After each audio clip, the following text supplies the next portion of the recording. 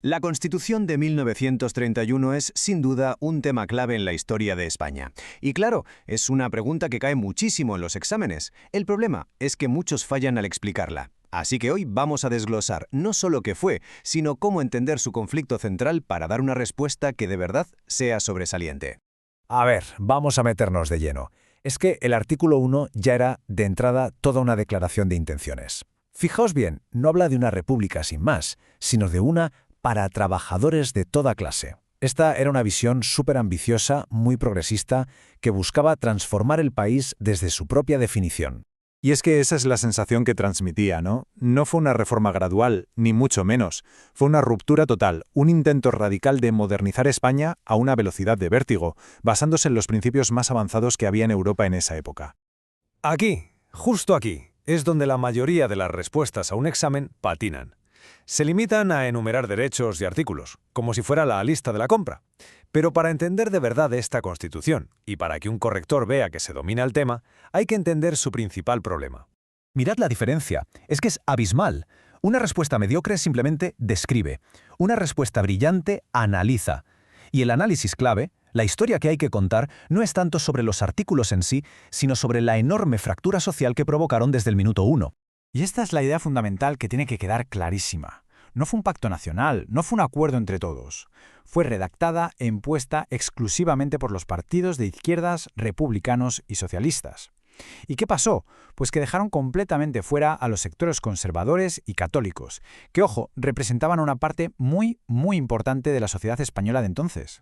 Para que esta idea del conflicto se nos quede grabada a fuego, vamos a usar una analogía muy sencilla. Olvidémonos un momento de la política y pensemos en algo mucho más cercano, del día a día.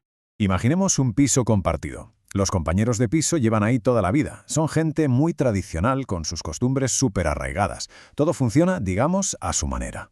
Y de repente, de un día para otro y sin consultar a nadie, se imponen estas nuevas reglas. Ojo, que son reglas objetivamente justas, modernas, equitativas, pero al ser impuestas así, de golpe, sin diálogo ni negociación, ¿qué se puede esperar que ocurra? Pues que la tensión se vuelva absolutamente insoportable. Bueno, pues eso a gran escala fue exactamente lo que pasó en la España de 1931. Venga, ahora vamos a la parte práctica. ¿Cómo se puede estructurar todo esto en un examen para demostrar que de verdad se entiende? Pues con una regla mnemotécnica muy sencilla, LAME. Es el esqueleto perfecto para construir la respuesta. LAME resume los 4 pilares fundamentales sobre los que la República intentó construir un Estado completamente nuevo. Con desarrollar estos 4 puntos, el corrector sabrá que se domina el tema. Vamos a verlos uno por uno, muy rápido. La L es de laicismo. Y no fue un laicismo suave, para nada. Fue una separación radical. Acabar con la religión oficial, permitir el divorcio y, sobre todo, la medida más polémica, prohibir que las órdenes religiosas enseñaran en los colegios. Esta medida por sí sola le creó a la República enemigos muy poderosos desde el primer día. La A es de autonomías. Por primera vez en la historia contemporánea de España se reconoció la posibilidad de un Estado integral.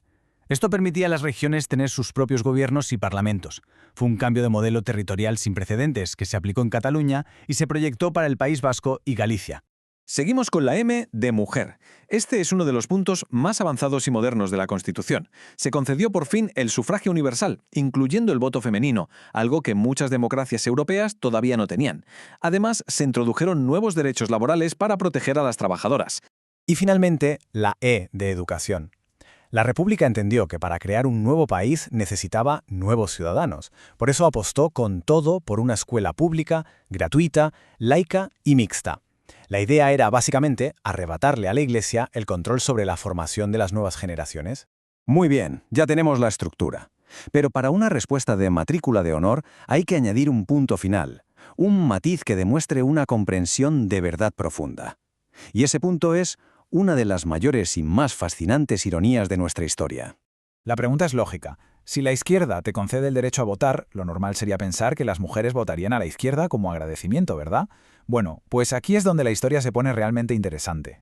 Es que esto es increíble. Durante el debate sobre el voto femenino que lideró la diputada Clara Campoamor, muchos de sus propios compañeros de la izquierda se opusieron. ¿Y cuál era su argumento? Pues temían que las mujeres, a las que consideraban muy influenciadas por los curas en el confesionario, fueran a votar en masa a la derecha.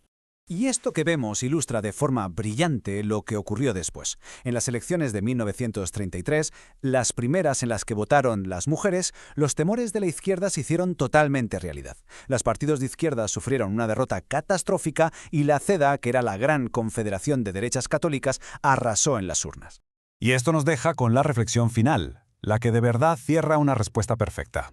¿Fue la concesión del voto femenino un error táctico que le costó el gobierno a la izquierda? ¿O fue, por el contrario, la máxima expresión de un principio democrático, aunque sus consecuencias inmediatas fueran malísimas para quienes lo defendieron? Una pregunta que nos obliga a pensar en la diferencia entre la estrategia política y la coherencia democrática.